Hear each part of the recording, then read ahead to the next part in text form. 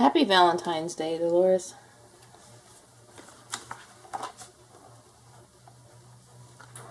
Most of the time, Dolores and her big sister Faye got along just fine. But Dolores had a habit of sneaking into Faye's room and borrowing a few things. Finally, Faye said she'd had enough. Never again! For 3 whole days, the sisters didn't speak to each other. Duncan, said Dolores, would you mind asking Faye to please pass the ketchup? For weeks, Dolores didn't go near Faye's things. But one night, she saw Faye slip a small box into her dresser drawer. One teeny peek couldn't hurt, she thought. Inside the box was a frog. But not just any frog. It was a special Valentine's Day frog necklace. When you pressed a button on its tummy, it croaked a sweet little tune. Wow, said Dolores.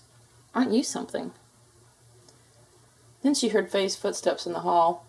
Got to put you back now, Froggy, whispered Dolores, or I'll be in big trouble. The next day at school, Dolores couldn't stop thinking about that frog. Valentine's Day was only 2 days away. Was Faye going to give the frog to her best friend Martha? Or had some boy given it to Faye? Dolores wondered.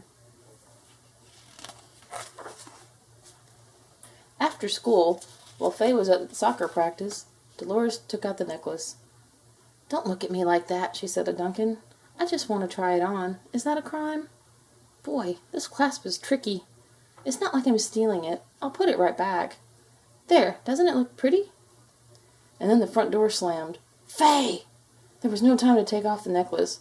Dolores shoved the box back in the drawer, ran downstairs, and covered her neck. How was soccer? She asked Faye, trying to sound casual. Okay, said Faye. The necklace was even harder to take off than it was to put on. Dolores wore it for the rest of the day. Do you have a sore throat? Asked Faye at dinner. At bedtime, Duncan accidentally pressed the button on the frog. What was that? Asked Faye. Duncan has the hiccups, said Dolores. I'll get him some water. In the bathroom, Dolores finally figured out how to open the clasp with the necklace. But then she changed her mind. If I wear the frog to school tomorrow, I can show it to Shirley, Dolores whispered to Duncan. I'll put it back after school, and Faye will never know the difference. The next day, Dolores showed the necklace to Shirley. She knew her best friend would never tell. Who gave you that? Whispered Shirley. A secret admirer, said Dolores. It wasn't long before everybody knew that Dolores had a boyfriend. Ribbit, Ribbit, who'd given her a frog. That's quite enough, said the music teacher, Miss Sharp. She removed the necklace. It shall be returned to you, Dolores, at the end of class when you have written the sentence, Frogs do not belong in music, 30 times. Dolores was up to sentence number 27 when Faye and another 6th grader came into the room. We're the milk monitors for the week, said Faye. We bake these special Valentine's Day cupcakes for the music class. She smiled at Dolores. After school, Dolores raced home with the frog in her pocket. Faye really is a very nice sister, she thought. If I get home in time, I promise I will never, ever borrow any of her things again. Phew, said Dolores. I made it. She greeted Duncan with a big hug and a twirl and ran up to the bedroom. But when she reached inside her pocket, no frog! It must have fallen out on the way home, thought Dolores. What can I do? Then she had an idea. Dolores took the money she'd been saving for a special treat. She got the empty necklace box from Faye's drawer. It said hearts, etc. That's next door to the animal hospital where we take Duncan, thought Dolores. Only a few minutes away by cab. But I can't take a cab without a grown-up unless it's an emergency. Here, Duncan, she called sweetly. I'm so sorry, Duncan, but you've had a serious accident, and you simply must see a doctor immediately. Taxi! Emergency, Broadway Animal Hospital, and step on it! Poor thing, said the driver, looking at Duncan.